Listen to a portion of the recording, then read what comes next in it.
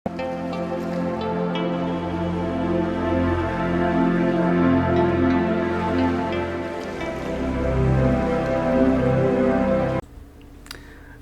दोस्तों, हम हैं पूर्व जन्म की कहानियों के कथावाचक, past life regression expert, life and leadership coach Hitesh Chhabra. प्यारे दोस्तों, हमारे आज के इस वीडियो के अंदर हम एक ऐसे भाई का पास्ट लाइफ रिग्रेशन का केस आप सभी के सामने प्रस्तुत करने जा रहे हैं जिनको बचपन से ही मनहूसियत फैलाने की बहुत ज़्यादा आदत है। दोस्तों, ये हमारे शब्द नहीं हैं, ये शब्द उन भाई के हैं जिन्होंने हमें पास्ट लाइफ रिग्रेशन कराने के लिए अप्रोच किया था। उन्होंने कहा कि भाई जी, बचपन से ही ऐसा है कि मेरे दिमाग में कंसिस्टेंट थॉट्स चलते रहते हैं, जो विचार है मेरे मन में वो रुकते नहीं हैं। और ये कहते हैं कि जो मेरे विचार हैं मन में वो सारे सेल्फ पिटी और सेल्फ विक्टिमाइजेशन से जुड़े हुए होते हैं। यानी कि इस प्रकार के विचार होते हैं जिसके अंदर कहते हैं कि मुझे ऐसा लगता रहता है कि लोग मेरे साथ कुछ ना कुछ गलत कर रहे हैं और मेरे साथ तो बहुत ही बुरा कर दिया, मेरा जीवन बर्बाद कर दिया। और उन विचारों में से विचारों का एक पोर्शन इनके अपने माता पिता के प्रति भी होता है और उस पोर्शन के अंदर ये अपने आप को अपने माता पिता की हत्या करते हुए बार बार देखते हैं। हमने इनसे पूछा कि भाई, ये जो विचार आते हैं तो कहीं से तो ओरिजिनेट हो रहे होंगे, क्या हुआ है आपके साथ? तो ये भाई कहते हैं कि भैया, यही तो मुसीबत है कि कुछ हुआ ही नहीं है। मम्मी पापा तो बहुत अच्छे हैं। ये कहते हैं कि मेरे माता पिता ने मेरे जीवन में मेरी हर एक ज़रूरत पूरी करी, ऐसी कोई चीज़ नहीं है। इमोशनल सपोर्ट मुझे दिया, जो मैं पढ़ाई करना चाहता था वो पढ़ाई मेरी कराई, जो खर्चा हुआ पढ़ाई पे वो माता पिता जैसे करते। कहते मेरे माता पिता सक्षम थे, उन्होंने कराया। जो मैं बनना चाहता था मुझे बनाया मेरे जीवन के अंदर। लेकिन अपने आप ही मेरे मन में कहानियाँ चलती रहती हैं और उन कहानियों के अंदर कुछ ऐसा होता है कि मेरे साथ कुछ बहुत बुरा हो रहा होता है और मेरे साथ बुरा करने वाले मेरे अपने ही घर के रिलेटिव्स होते हैं, मेरा अपना सगा भाई होता है, मेरे मम्मी होती है, मेरे पापा होते हैं। लेकिन ये कहते हैं कि भैया, मेरे मम्मी पापा ने असली में तो कुछ ऐसा किया ही नहीं ना। मेरी भाई, हम बोल गए इनके 2 बहनें हैं, तो कहते हैं ना मेरी बहनों की कोई गलती है। कह रहे वो तो कुछ करते ही नहीं। मेरे मन में पता नहीं क्यों ये विचार आते रहते हैं। और ये कहते हैं कि भैया, इतने ज़्यादा ये गहरे विचारों की वजह से जो मेरा काम है उसके ऊपर भी बहुत ज़्यादा इम्पैक्ट पड़ता है। क्योंकि एक उदाहरण के तौर पे हम बता रहे हैं, कहते हैं कि भैया देखो, जैसे मान लो मैं अपने ऑफिस में बैठा हूँ और ऑफिस में बैठ करके मैं लैपटॉप पे काम कर रहा हूँ। लैपटॉप पे मैं काम तो कर रहा हूँ, जो लैपटॉप की कीज़ है उनको मैं टक टक टक टक कर रहा हूँ, लेकिन मेरे दिमाग में भी कोड लिख रहा हूँ। सॉफ्टवेयर इंजीनियर हैं भाई, तो कह रहे कोड लिखते लिखते मेरी कहानी कहीं की कहीं जा चुकी है। पता नहीं मैं कहाँ, कौन सी दुनिया के अंदर पहुँच गया हूँ। उसके अंदर एक कहानी मेरे दिमाग के अंदर चल रही है और वही सब चल रहा है कि मेरे साथ कुछ गलत हो रहा है, कोई मुझे मार रहा है, कोई मुझे पीट रहा है, मैं बहुत ही बुरा इंसान हूँ, सब लोग मुझसे नफरत करते हैं। कहानी में अचानक से ऑफिस वाले लोग आ जाएंगे, ऑफिस वाले लोग मुझसे नफरत करते हैं, ये दुनिया मेरे लिए नहीं है, सुसाइडल थॉट्स आने लग जाएंगे। कहते हैं भैया, ये कह रहे हैं मैं बहुत कोशिश की है मैंने रोकने की इस चीज़ को, ये चीज़ रुकती नहीं है। तो ये भाई जो है अपने पास्ट लाइफ रिग्रेशन के माध्यम से जानना चाहते थे कि ऐसे थॉट्स इनको क्यों आते हैं, क्या समस्या है, और विशेषकर अपने माता पिता को लेकर के ही क्यों नेगेटिव थॉट्स आते हैं। औरों के लिए भी ले आते हैं, लेकिन ज़्यादातर इनके माता पिता को लेकर के थॉट्स आते हैं जिसके अंदर ये उनको जैसे उनके साथ बुरा हो रहा होता है और ये फिर उनको जो है मारने के बारे में सोच रहे होते हैं या अपने थॉट्स में उनको मार रहे होते हैं। तो इस चीज़ को लेकर के भाई जो है बहुत ज़्यादा चिंतित थे, इसीलिए अपना पास्ट लाइफ रिग्रेशन कराना चाहते थे। थोड़ा सा दोस्तों, जैसा कि आप जानते हैं कि पहले इन्वेस्टिगेट किया जाता है केस को। तो जब केस को इन्वेस्टिगेट किया गया तो उसमें एक चीज़ निकल करके आई। इन्होंने कहा कि भैया, मैं 7वीं कक्षा तक एक हाइपर एक्टिव किड था। हाइपर एक्टिव किड मतलब इस प्रकार से था, कह रहे हर चीज़ मैं करूँगा, मैं तो तूफान मेल था, मैं तो इधर से चीज़ उठाई उधर जा करके रखी, ये चीज़ तोड़ दी, कभी कुछ कर दिया। और कहते हैं कि सुपर इंटेलिजेंट, मतलब एक जैसे अंदर से एक एनर्जी, एक वो जैसे एक होता ना कि तूफान की तरह मेरे अंदर तूफान था मेरे अंदर। तो कह रहे मैं इस प्रकार का किड था और हर जगह पे जैसे फेमस, स्कूल में भी फेमस, सब कुछ था। कह रहे 7वीं कक्षा तक ऐसा था, लेकिन 8वीं कक्षा के अंदर आते ही मैं अचानक से बहुत ज़्यादा लेजी हो गया। और कह रहे मुझे ऐसा लगता है कि ये डिप्रेसिंग थॉट्स बिल्कुल बचपन से नहीं है, लेकिन वो 8वीं कक्षा में जब से मैं आया हूँ तब से ये जो डिप्रेसिंग थॉट्स हैं मुझे आने लगे। इसके साथ साथ इन्होंने बताया कि भैया मैं बहुत ज़्यादा बीमार रहता हूँ, बचपन से लेकर के अभी तक मेरे माता पिता ने लाखों रुपए मेरे इलाज के ऊपर खर्च कर दिए, लेकिन मेरी बीमारी का पता नहीं चला, मैं क्यों बीमार हो जाता हूँ, कोई ढंग से कोई डॉक्टर डायग्नोस ही नहीं कर पाया। और एक दोस्तों बहुत ही विशेष चीज़ जो इन भाई ने बताई हमारे को, और उसका आगे हर चीज़ का ही कनेक्शन है वैसे तो इन्होंने बताया कि मेरी जो बॉडी है, मेरी बॉडी में से जो लेफ्ट साइड है मेरी बॉडी की, left side of my body, कह रहे मेरे लेफ्ट साइड जो मेरी बॉडी है वो हमेशा भारी रहती है। मतलब मुझे ऐसा लगता है कि राइट साइड से मैं ज़्यादा इजीली काम कर सकता हूँ। अब दोस्तों हमारे को ऐसा लगता है कि भाई तो होता ही है ज़्यादा, जो लोग राइट हैंडी होते हैं, राइट हैंड से काम करने की उनको आदत होती है ना, तो ऐसा तो होता ही है कि एक साइड थोड़ी ज़्यादा एक्टिव होती है, वो बात हमारी सही है। और लेफ्ट हैंड से लोग लिख नहीं पाते, जो राइट हैंडर हैं वो लिख नहीं पाते, मतलब इस एक साइड थोड़ी वीक होती है। लेकिन इनके केस में ऐसा नहीं है कि स्लाइटली थोड़ा डिफरेंस हो, हाँ जी एक साइड बॉडी को ज़्यादा यूज़ कर, इनके केस में है कह रहे मुझे एक साइड भार फील होता है कि जैसे मैं एक्स्ट्रा भारी हूँ मेरे शरीर के एक तरफ से। तो ये जानना चाहते थे कि भाई इसका भी क्या कारण है कि एक साइड ऑफ द बॉडी के अंदर वो। अच्छा, और एक और चीज़ है दोस्तों, जो left side of the body है उसी के अंदर इनको बहुत सारी बीमारियां भी हैं। जैसे हियरिंग की कुछ प्रॉब्लम हो गई है तो वो लेफ्ट वाली ईयर के अंदर है, विजन की प्रॉब्लम हो गई है तो लेफ्ट वाली आई के अंदर है, और भी जो है और भी कई सारी परेशानियां तो वो left side of the body के अंदर ही है। तो ये भाई ये left side of the body वाला क्या हिसाब किताब है, इसके बारे में जानना चाहते थे।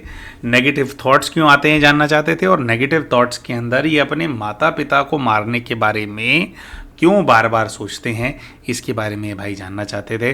तो दोस्तों भाई का जो है पास्ट लाइफ रिग्रेशन किया गया, और अपने पास्ट लाइफ रिग्रेशन के माध्यम से ये जान पाए कि ये सारी चीज़ें इनके जीवन के अंदर क्यों हो रही हैं।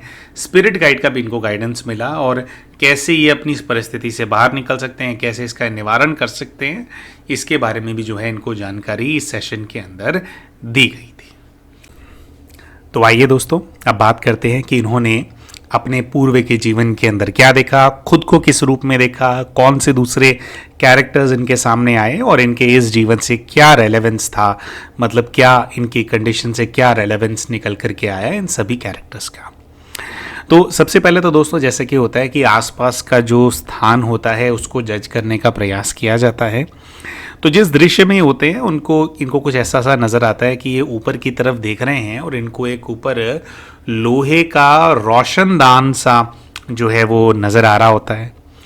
नीचे की तरफ देखते हैं तो खुरदुरी सी ज़मीन इनको फील हो रही होती है, और ऐसा इनको फील होता है कि ये बहुत ही कोई छोटी सी ही जगह है, बहुत ही कंजस्टेड सा जैसे इनको फील हो रहा होता है। नंगे पैर खड़े हैं ऐसी इनको फीलिंग आती है। और जब ये अपने कपड़ों की तरफ देखते हैं तो बताते हैं कि मैंने लहंगा पहना हुआ है और पैरों में चांदी का कड़े जैसा कुछ पहना हुआ है, जैसे राजस्थान के लोग पहनते हैं। और इससे पहले दोस्तों कि आप कमेंट करें, ये राजस्थान के लोग, आप बोलते हैं कि भैया आपकी हर स्टोरी के अंदर लोग राजस्थान के क्यों निकलते हैं, तो थोड़ा सा ये है दोस्तों कि हम खुद हमारे पूर्व के कई सारे जो जीवन हैं एक्चुअली बहुत सारे वो राजस्थान के हैं। तो शायद हमें ऐसा लगता है कि जिन लोगों का PLR हम करते हैं या जो भाई बहन हमारे संपर्क में आते हैं किसी ना किसी रूप में, ये सभी जो हैं हमारे साथ पास्ट लाइफ से कनेक्टेड हैं, इसीलिए सारे राजस्थान के कैरेक्टर आते हैं। तो चलिए वापस चलते हैं कहानी की तरफ। तो जैसे राजस्थानी लोग कपड़े पहनते हैं वैसे से कपड़े इनको नज़र आ रहे थे। हाथों में चूड़ियाँ पहनी हुई हैं ग्रीन और रेड कलर की, और ये कहते हैं ये बहुत सारी चूड़ियाँ पहनी हुई हैं। स्किन कलर ये बताती हैं, कहते हैं कि मेरा ना जो स्किन है वो बहुत ही डार्क है, मैं बहुत ही डार्क कॉम्प्लेक्शन की हूँ, और खुद को एक लगभग 30 से 35 वर्ष की आयु की महिला के रूप में ये खुद को देख रहे थे। ये पता नहीं क्यों ऐसा कह रहे होते हैं, ये कहते हैं कि मैं अच्छी नहीं दिखती हूँ, और मतलब कुछ ऐसा है कि जैसे मेरी शादी ना बहुत ही मुश्किल से हुई है, लेकिन मेरा व्यवहार बहुत अच्छा है, मैं बहुत ही अच्छे नेचर की हूँ, मुझे ऐसी फीलिंग आ रही है। आसपास देखती हैं, बताती हैं, कहते हैं घर बहुत बेकार सा है, पक्का घर है लेकिन बेकार सा है और बहुत ही गरीबी कहते हैं कि मुझे फील हो रही है। फिर अपने अलावा इनको वहाँ पर एक और कन्या है जो महसूस होने लगती है, जो कि लगभग 19 से 20 वर्ष की आयु की एक कन्या है। ये उसके पास जाते हैं, वो इनको अपना नाम मधु बताती है कि मेरा नाम मधु है, और इनको फीलिंग आती है कि ये मेरी ननंद है पूर्व के जीवन में, और इनका नाम जो है वो रेखा बताती है कि आपका नाम रेखा है। अब ये कहते हैं कि जो मधु है वो बहुत ज़्यादा गुस्से में है, क्योंकि हमारे पास पैसा नहीं है कुछ भी करने के लिए, छोटी छोटी चीज़ों के लिए भी बहुत ज़्यादा सोचना पड़ता है। तो मधु जो है बहुत ज़्यादा फ्रस्ट्रेटेड है। तो अकेली मैं नहीं हूँ जो कि घुटन फील कर रही है इस घर के अंदर, लेकिन जो मेरी ननंद है वो भी बड़ी घुटन फील करती है। और वो जो ननंद है वो तो ये कहते हैं कि वो तो जैसे अपनी ज़िंदगी से ही नाराज़ है, ऐसी मेरे को फीलिंग आती है। और वो कहती हैं कि उसका जो फ्रस्ट्रेशन है वो मेरे पे निकालती है, मतलब मेरे को बहुत कुछ, मेरे को डायरेक्टली टॉन्ट नहीं करती, ऐसा कुछ नहीं करती, लेकिन जैसे गुस्सा होता है ना, एक वो होता है कि किसी को तो दिखाना है, तो कहते हैं मुझे दिखाती है और बार बात करती कि भाभी मैं बहुत ज़्यादा परेशान हूँ इस ज़िंदगी से। तो इस प्रकार की एक परिस्थिति जो इनके सामने नज़र आ रही होती है। फिर और भी कई सारे लोग हैं जो घर के अंदर इनको महसूस होते हैं। एक आदमी इनको महसूस होता है जिसने सफ़ेद कपड़े पहने हुए हैं। ये कहती है कि मुच्छड़ है, बहुत बड़ी बड़ी उसकी गाल तक आने वाली मूछें हैं, कान के अंदर एक बाली पहनी हुई है उसने, और काफ़ी लंबा ये आदमी है। लगभग 40 वर्ष की आयु का ये आदमी नज़र आ रहा होता है। और ये कहती हैं कि मेरा पति है, पति वाली फीलिंग आती है। एक और आदमी फील हो रहा होता है जो कि बैठा हुआ है और कुछ काम कर रहा है। काम कैसा काम कर रहा है? घर का काम कर रहा है, बर्तन मांज रहा है। उसको ये देखती हैं तो लगभग 25 वर्ष की आयु का वो जो व्यक्ति है नज़र आता है, वो इनका देवर है, ये कहती हैं। और ये कहती हैं कि देवर ना बहुत भोला भाला है, बहुत सीधा साधा है, इसे ना कोई भी कुछ भी काम करा सकता है, ऐसा सा फील हो रहा है। एक तीसरी औरत भी इनको वहाँ पर महसूस होती है। उसका कहते हैं कि एक ना मोटी सी औरत है, गोल मटोल सी, छोटी हाइट की गोल मटोल सी औरत है, और ये लगभग 50 वर्ष की आयु की है। कह रहे कि यहाँ पे, कह रहे जैसे ही मैं इसको देख रही हूँ ना, मुझे ऐसी फील आ रही है कि जैसे ना ये हर चीज़ में ना अपना ना अधिकार सा जता रही है, जैसे मतलब हर चीज़ में थोड़ा इसको ये है कि ये मेरा है, ये मेरा है, ये ऐसे करना है, ये वैसे करना है। ये कहते हैं मैं किसी भी चीज़ को हाथ लगा रही हूँ ना, तो मुझे फीलिंग आ रही है कि ये मतलब एक अपना प्रेशर सा जो है बना करके रखना चाहती है। और ये बताते हैं कि भाई मेरे जो पति हैं, ये मेरे पति की बुआ है। अच्छा, पति की बुआ यहाँ क्या कर रही है भैया, हमने पूछा। तो यहाँ क्या कर रही है, तो इनको सास ससुर भी नजर आने लगते हैं। अपने सास ससुर, एक छोटा सा कोई कमरा है घर के अंदर, और जिसके अंदर बिस्तर पर पड़े हैं और बहुत ही बीमार हैं। और कुछ ऐसा है कि जो इनके पति की बुआ है, यानी कि इनके ससुर जी की बहन, वो एक लंबे समय से इन दोनों की सेवा कर रही है। अभी अपने पति की तरफ ये देखते हैं तो इनको, और जैसे वहाँ के धीरे धीरे दोस्तों स्मृतियाँ इमर्ज होती रहती हैं, पूर्व का जो जीवन होता है। तो कहते हैं मेरे पति बड़े ही रफ एंड टफ टाइप के इंसान है, बहुत ही जिम्मेदार टाइप के इंसान है, बाकी सब लोग ऐसे ही हैं। और हमने पूछा कि पति काम क्या करते हैं, तो कहते हैं कि पति भेड़ बकरी चलाते हैं। कहाँ रहते हो, क्या है, तो इनको एग्जैक्टली जगह तो नहीं पता लगी, लेकिन इन्होंने कहा कि ये कोई शहर है, गांव नहीं है, शहर जैसी फीलिंग आती है कि और थोड़ा कंजेस्टेड एरिया है जो भी ये है, और ऐसा है। और कहते हैं कि मैं भी जो है, मैं भी बड़ी जैसे भोली भाली सी हूँ, और मुझे जैसे कोई भी दबा सकता है, ऐसी मुझे फीलिंग आ रही है। और कह रहे मैं यहाँ पे हूँ, तो जो बुआ जी हैं, मतलब बुआ सास जो है, वो बहुत ज़्यादा मुझे दबाने का प्रयास कर रही है। लेकिन इनको कुछ ऐसी फीलिंग आती है कि जैसे इनके जो सास ससुर हैं वो बार बार इन्हीं का नाम पुकार रहे हैं, बार बार मधु मधु मधु, ऐसे इनको जो है फीलिंग आ रही होती है कि हर कोई मधु मधु कर रहा है, चाहे सास ससुर हो, या जैसे ननंद है उसको फ्रस्ट्रेशन उसके अंदर कुछ है, ननंद के अंदर वो अपना फ्रस्ट्रेशन जो है शेयर कर रही है, तो वो भी इनसे शेयर करना चाहती है।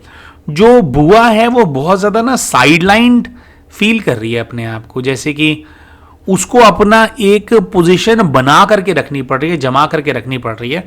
लेकिन जैसे पोजीशन, जैसे एक प्रकार की इनके मान सम्मान बहुत इनको जो है मिल रहा है। अच्छा, अभी तक दोस्तों ये जो दृश्य है इसके अंदर ऐसा समझ में आ रहा था कि जो बुआ है इनकी वहाँ पे, मतलब जो बुआ सास है, शायद इन लोगों का ये परिवार है और बुआ शायद कहीं से आई है। आइडली तो देखने में ऐसा ही होना चाहिए ना कि इनका है बुआ, क्योंकि आउटसाइडर कंसिडर की जाती हैं, वो दूसरे परिवार की कंसिडर की जाती हैं और फिर वो मिलने के लिए आते हैं। लेकिन कुछ ऐसी इनको फीलिंग आती है कि जो ये जो घर है जिसके अंदर ये है, ये घर इन लोगों का नहीं है, ये घर इनकी बुआ जी का है, यानी कि इनकी बुआ सास का घर है। और कुछ ऐसा है कि ये गांव के रहने वाले लोग हैं, और गांव के रहने वाले जो लोग हैं तो इनके माता पिता गांव के अंदर, यानी कि इन बहन के सास ससुर गांव के अंदर बीमार हो गए थे, वहाँ पे कुछ इलाज नहीं हो पा रहा था। तो कई वर्ष पहले जो सास ससुर हैं उनको उनकी बहन के पास, यानी कि इनके ससुर जी की बहन के पास, इनकी बुआ सास के पास भेज दिया गया था। बहुत ही एक लंबे समय से जो बुआ सास है वो सेवा कर रही है अपने भाई की और अपनी भाभी की। और जो बुआ है शायद वो विवाहित नहीं है, कुछ ऐसा है, लेकिन वो शहर में रहती है। और पहले कुछ ऐसा हुआ था कि जो बुआ है उसके पास इनका जो देवर है उसको भेजा गया था, और इनकी जो ननंद है उसको भेजा गया था। वो एक बच्ची नज़र आई थी ना शुरू में, लगभग 20 वर्ष की आयु की, और 25 वर्ष की आयु का देवर था। तो उन दोनों को जो है सास ससुर के साथ भेजा गया था। तो जो बुआ है वो एक बहुत लंबे समय से शायद खर्चा भी कर रही है, देख रेख भी कर रही है उनकी, ऑब्वियसली इन बच्चों से भी काम करवाती है, सारे काम करवाती है। लेकिन एक कहते कि ऑल इन ऑल संभाल वो रही थी। और ये कहते हैं कि मेरे और मेरा जो पति है, हम दोनों के कपड़े ना थोड़े अलग हैं, और ये लोग जो हैं इन लोगों के कपड़े थोड़े अलग लग रहे हैं यहाँ पे। मतलब फीलिंग आ रही है कि ये लोग शहर के रहने वाले और हमारे गांव वालों वाले कपड़े हैं मेरे और मेरे पति के। तो ये कहते हैं कि शायद ऐसी फीलिंग आ रही है कि मेरी जो ये जो बुआ सास है ना, ये बड़ी अनईजी सी हो गई है, और ये ना बहुत ज़्यादा जेलस भी जो है मेरे को नज़र आ रही है। दोस्तों ये सारे दृश्य जो है सामने नज़र आ रहे होते हैं। ऑब्वियसली ये सारे जो कैरेक्टर्स हैं इनको इन्होंने अपने इस जीवन के अंदर आइडेंटिफाई कर लिया था, लेकिन फिर भी समझ नहीं आ पा रहा होता कि इस जीवन के अंदर जो इनको इतने सारे थॉट्स चलते हैं उसका क्या कनेक्शन है इस लाइफ से, या जो इनको बीमारी है उसका क्या कनेक्शन है। दोस्तों इसके बाद जो है जो फिर जो एक प्रोसेस होता है कि डेथ का सीन दिखाना होता है, उसके अंदर हम लेकर के गए और इनको इनके फिर गाइड के पास भेजा गया। जब ये अपने गाइड के पास गए तो जो कनेक्शन है वो इनके गाइड ने एस्टैब्लिश किया कि कौन सी चीज़ क्या थी और क्या तुम्हारे को प्रॉब्लम है, वो इनके गाइड ने बताया। तो अभी पहले हम आपको कैरेक्टर्स बता देते हैं, कौन सा कैरेक्टर पूर्व जीवन का इस जीवन में कौन है। दोस्तों अपने पूर्व के जीवन के अंदर सबसे पहले तो जो ननंद इनको अपनी नजर आई थी, वहां पर ननंद को इन्होंने आइडेंटिफाई किया था। इन्हीं के इस जीवन की छोटी एक इनकी बहन है, उसको इन्होंने आइडेंटिफाई किया था, जिसके प्रति भी इनके मन में नेगेटिव विचार आते हैं और कुछ ऐसे वो फीलिंग आती है। प्रोडोमिनेटली तो माता और पिता के लिए है, लेकिन उसके लिए भी आती है। फिर इन्होंने अपने पति को देखा था। अपने जो इनको पति नजर आए थे, इनके पति पिछले जीवन में जो थे वो इनके इस जीवन के अंदर इन भाई के पिता के रूप में इनको नजर आए कि इस जीवन में जो इनके पिता हैं वो पास्ट लाइफ में इनके पति थे। दूसरा, इनको एक देवर वहां पर नजर आया था। देवर जो नजर आया था उनको इन्होंने अपने इस जीवन की माँ के रूप में देखा, यानी कि पिछले जीवन में वो भाई, बड़ा भाई और छोटा भाई थे, और इस जीवन के अंदर वो दोनों पति पत्नी हैं। तो अपने पति को अपने पिता के रूप में देखा, अपने देवर को इन्होंने अपनी माँ के रूप में देखा, यानी इस जीवन में माँ है और इस जीवन में पिता हैं। पिछले जीवन में वो पति और देवर थे। फिर दोस्तों एक वो मोटी गोल मटोल औरत इनको नजर आई थी, पूर्व के जीवन में इनकी बुआ सास थी। इस जीवन के अंदर अपनी सगी बुआ के रूप में इन्होंने देखा। और रिश्ते के हिसाब से देखें तो पिछले जीवन में भी नहीं, थोड़ा चेंज है रिश्ता। एनीवेज, बहुत सारे एक्चुअली दोस्तों क्या रिश्ते हो गए, तो हम भी कॉम्प्लिकेट हो गए हैं माइंड के अंदर कि कौन किसका क्या लगा। बट पिछले जीवन में जो बुआ सास थी, उनको इन्होंने अपने इस जीवन के अंदर अपनी सगी बुआ के रूप में इन्होंने देखा। तो ये सारे दृश्य जो इनके सामने आए थे, कैरेक्टर सामने आए थे। अब आपको हम बताएंगे कि जब इनको इनके स्पिरिट गाइड के पास भेजा गया तो वहां पर इनको क्या गाइडेंस प्राप्त हुआ। तो प्यारे दोस्तों, जब ये भाई अपने स्पिरिट गाइड के पास पहुंचते हैं तो उनसे पूछा जाता है कि जी हमारे को ये इतनी ज़्यादा बीमारी क्यों है, इन भाई को समझ में नहीं आया, थोड़ा आप एक्सप्लेन कीजिए, इसका पास्ट लाइफ से क्या कनेक्शन है, या क्या कोई और पास्ट लाइफ है जो हमारे को देखने की आवश्यकता है। तो सबसे पहला जो जवाब इनके पास इनके गाइड से आता है वो ये आता है कि तुम्हारा ऑरा वीक है। जो ऑरा होता है दोस्तों, हमारा जो आकाश तत्व होता है, जो कि एक प्रकार की हमारी इम्यूनिटी होती है नेगेटिव एनर्जीज के प्रति। हमारा अगर ऑरा हमारा स्ट्रांग होता है तो कोई भी ऐसी जो एनर्जी है, अगर वो हमारे को इम्पैक्ट करने का प्रयास करती है तो उसको भेद नहीं पाती है ना, और हम सुरक्षित रहते हैं। एक प्रकार से स्पिरिचुअल इम्यूनिटी होती है हमारे ऑरा से। तो उन्होंने कहा तुम्हारा ऑरा बहुत वीक है। फिर उन्होंने बताया कि जो तुम्हारी पूर्व जीवन के अंदर बुआ सास तुमने जो देखी, जो इस जीवन की तुम्हारी बुआ है, वो तुमसे बहुत ज़्यादा जेलस है और उसने तुम्हारे ऊपर तंत्र मंत्र करवाया है, और वो जो तंत्र विद्या है उसके सहारे तुम्हारी बुआ ने एक प्रेत आत्मा है जिसको तुम्हारे घर के अंदर भेजा हुआ है, और वो बताते हैं कि वो तुम्हारे जो जो तुम्हारा जो शरीर वाला जो हिस्सा है उसको उस प्रेत आत्मा ने ऑक्यूपाई किया हुआ है। वो तुम्हारे आधे शरीर के अंदर एक प्रकार से रहती है, हाफ ऑफ द बॉडी को वो कंट्रोल भी करती है। ऐसा इन्होंने इनके जो स्पिरिट गाइड हैं उन्होंने इनको बताया। तो ऐसा क्यों किया बुआ ने?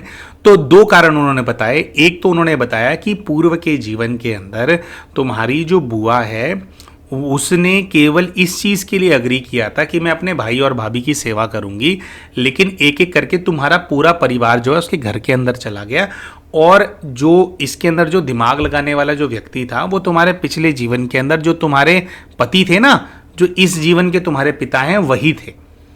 तो फाइनली मतलब एक प्रकार से था सब कुछ बुआ का, तुम लोगों का गांव में था, लेकिन शहर पहुंच करके एक प्रकार से पूरा जो कुछ भी उनका था उस पर तुम लोगों ने कब्जा कर लिया था। गाइड ने बोला कि तुम्हारे से स्पेशली कोई मतलब तुम्हारा ये इंटेंशन नहीं था, ना तुम्हारे पति का था, तुम लोग मजबूर थे, तुम लोग की गरीबी थी, लेकिन उसका जो है वो तो एक प्रकार से तुम्हारे अंडर में आ गया ना, क्योंकि तुम्हारा पूरा भरा पूरे परिवार है।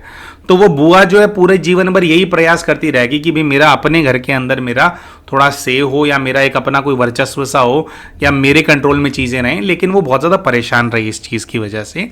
तो उन्होंने कहा कि पूर्व के जीवन के अंदर सब लोग तुम्हारा नाम बहुत ज़्यादा लेते थे, जिस चीज़ को लेकर के तुम्हारी बुआ बहुत ज़्यादा जेलस रहती थी, और पिछले जीवन की तो जेलसी थी ही उनके साथ, और इस जीवन के अंदर कुछ एक ऐसा किस्सा हुआ है जिसके बारे में तुम्हारे को पता नहीं है।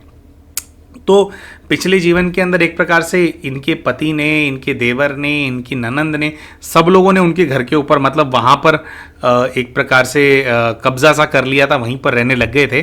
तो एक तो उस चीज़ की खार थी। तो वह आत्मा पिछले जीवन में तो ऐसा जो उन्होंने कुछ किया नहीं, लेकिन अंदर ही अंदर एक आत्मा का वो होता है ना कि जैसे यार मेरे तो हर चीज़ पे इन लोगों ने कब्जा कर लिया, और वो उनको इस चीज़ की कुछ अंदर से टीस थी या खार थी इस चीज़ की। तो इस जीवन के अंदर ये बताते हैं कि तुम्हारे जो पिताजी हैं उन्होंने क्या किया था। तो इस जीवन के अंदर इनकी जो बुआ हैं, मतलब इनके पिता की बहन हो गई ना वो, अब तो कहते हैं कि तुम्हारे पिता ने क्या किया था, तुम्हारी जो बुआ है उसका एक बेटा है, यानी कि इनका एक कज़न ब्रदर है जो कि थोड़ा मेंटली चैलेंज था।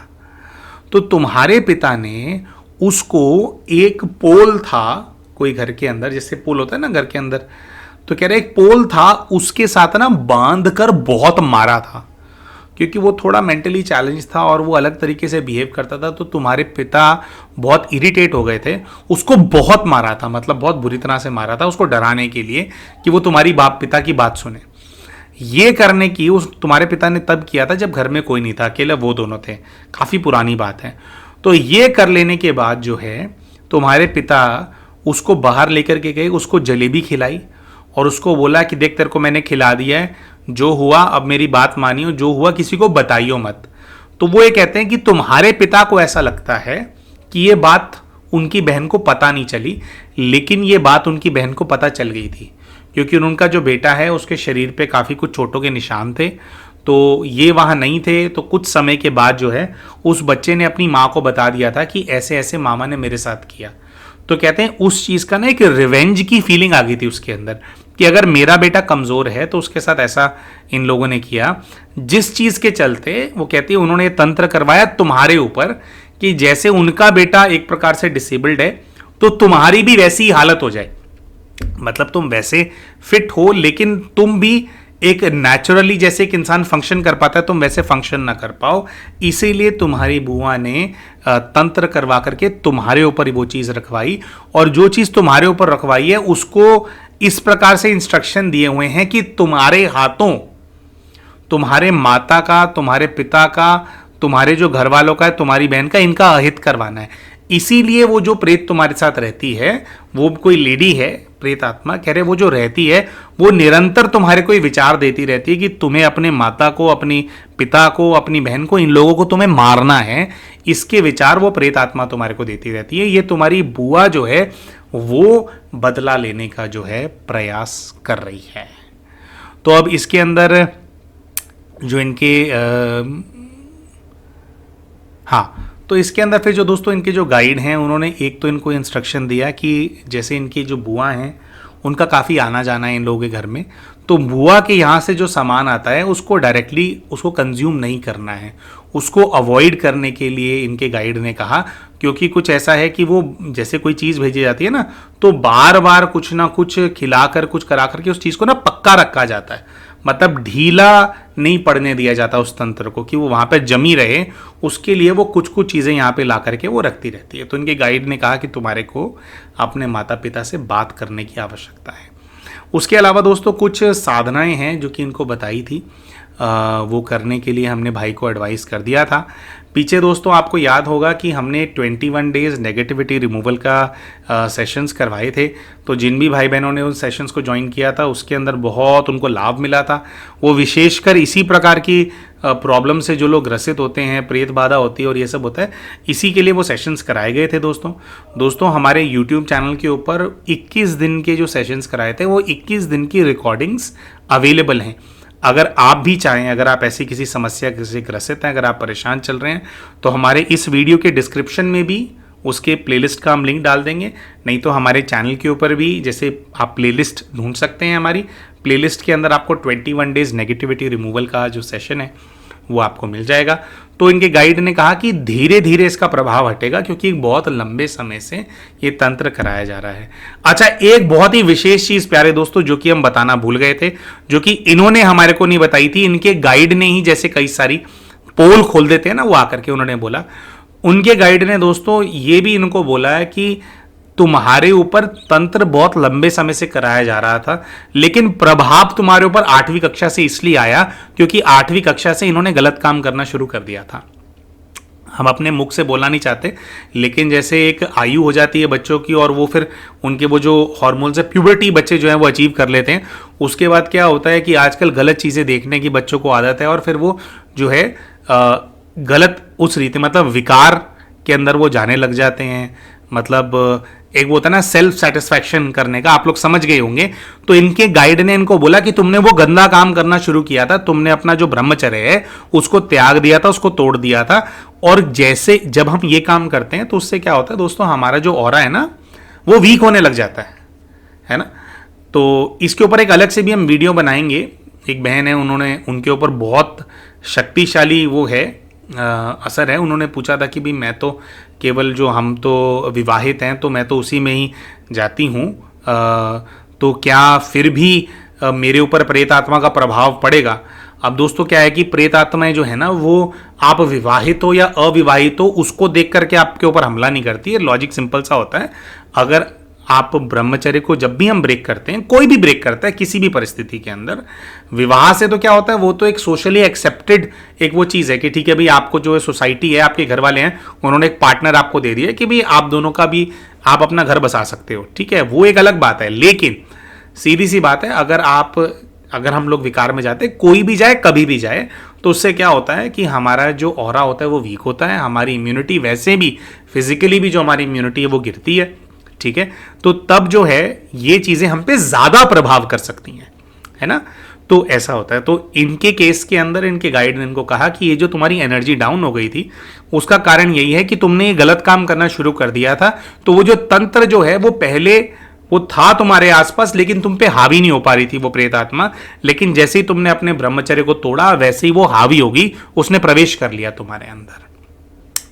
तो ये उन्होंने बताया। और बाकी उन्होंने ये भी कहा कि ये समस्या अब जाते जाते जाएगी, एकदम से ठीक नहीं होगा ये, क्योंकि वो प्रवेश कर चुकी है, वो रहती है सालों से तुम्हारे अंदर, तो एकदम से नहीं छोड़ेगी। तो प्यारे दोस्तों, इनके केस के अंदर कुछ ऐसा हुआ कि क्या होता है कि ना हमें ना पता ही नहीं लगता कि समस्या क्या है। एक एंगल ये है इस केस को देखने का कि भाई उनकी बुआ ने ऐसा क्यों किया, ऐसा क्या हो गया। उसके लिए तो दोस्तों अगर ये और पूर्व के जीवन में जाएंगे और कुछ ना कुछ निकल करके आएगा, क्योंकि एक लंबा बहुत टसल चल रहा होता है दो सोल्स के बीच में, तब जा करके ऐसे स्टेप्स जो हैं सोल्स लेती हैं एक दूसरे के अगेंस्ट में। तो वो तो देखेंगे, लेकिन मोटा मोटा बात यह है कि इनके साथ समस्या क्या है वो इस पीएलआर के माध्यम से है जो वो समझ में आ गई, और एग्जैक्टली कौन करा रहा है ये भी इनके गाइड ने इनको बता दिया। दोस्तों हर बार ऐसा नहीं होता कि गाइड आपको एग्जैक्टली बता दें कि कौन क्या है, लेकिन इनके केस के अंदर एग्जैक्टली बताया, एग्जैक्टली इनको दृश्य दिखाए। इनको वो दृश्य भी दिखाया जब इनके पिता जो है अपने मतलब इनके कजन ब्रदर को, यानी कि अपनी बहन के बेटे को बांध करके मार रहे थे, वो दृश्य भी दिखाया। और जो इनकी बुआ ये सब करती हैं उसके दृश्य भी दिखाया है। वो एंटिटी भी इनके सामने आई जिसका प्रभाव है इनके ऊपर, नहीं जाऊंगी ये सब वो कहते हैं, जो भी है। तो इनकी जो प्रॉब्लम है वो डायग्नोस हो गई, और क्या इनको करना चाहिए उसके प्रति भी जो इनके गाइड हैं उन्होंने इनको वो मोटिवेट किया कि आपको ये करना चाहिए।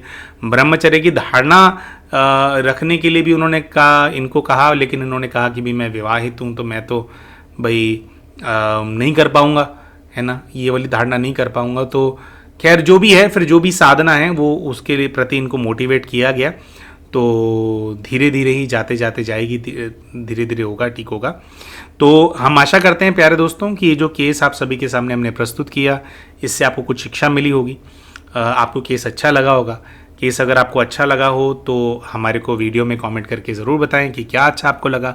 कोई प्रश्न अगर आपके मन में आए हों ये केस देखने के बाद, तो वो भी आप अपने कमेंट्स के माध्यम से हमसे पूछ सकते हैं, उसका उत्तर आपको देने का हम प्रयास करेंगे। मिलते हैं आप सभी के साथ अपने अगले वीडियो के अंदर प्यारे दोस्तों, तब तक के लिए नमस्कार।